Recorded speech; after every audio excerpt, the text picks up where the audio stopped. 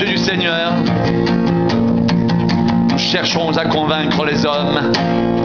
Dieu nous connaît et j'espère que dans vos consciences vous nous connaissez aussi. Nous ne nous recommandons pas de nouveau nous-mêmes auprès de vous, mais nous vous donnons l'occasion de vous glorifier à notre sujet, afin que vous puissiez répondre à ceux qui tirent gloire de ce qui est dans les apparences et non dans le cœur. En effet, si je suis hors de sens, c'est pour Dieu. Si je suis de bon sens, c'est pour vous.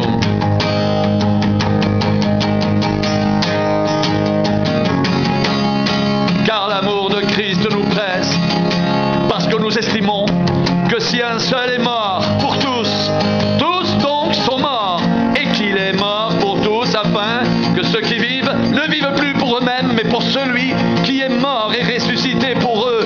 Ainsi, dès maintenant, nous ne connaissons plus personne selon la chair. Si nous avons connu Christ selon la chair maintenant, nous ne le connaissons plus de cette manière. Si quelqu'un est en Christ, il est une nouvelle création. Les choses anciennes sont passées, voici toutes choses sont devenues nouvelles, et tout cela vient de Dieu, qui nous a réconciliés avec lui par Christ, et qui nous a donné le ministère de la réconciliation, car Dieu était en Christ, réconciliant le monde avec lui-même et n'imputant point aux hommes leurs offenses, et il a mis en nous la parole de la réconciliation.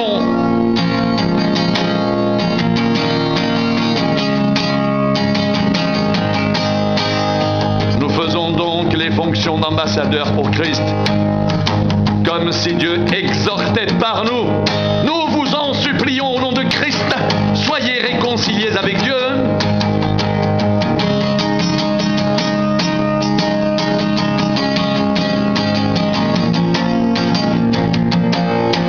Celui qui n'a point connu le péché, il a fait devenir péché pour nous, afin que nous devenions en lui justice de Dieu.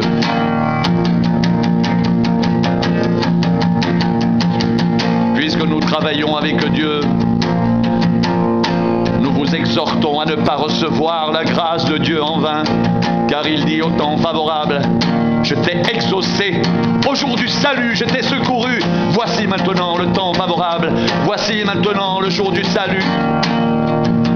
Nous ne voulons scandaliser personne en quoi que ce soit, afin que le mystère ne soit pas un objet de blâme.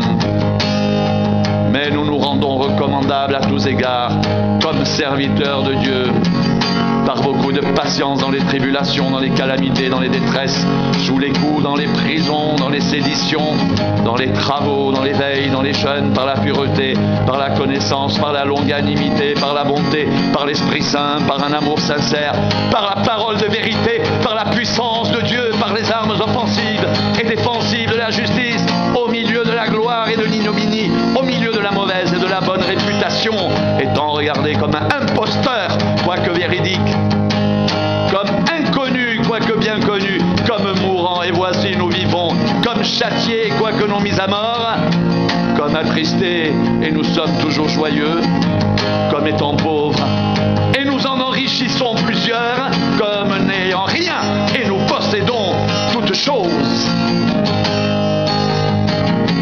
Notre bouche s'est ouverte pour vous, Corinthiens. Notre cœur s'est élargi.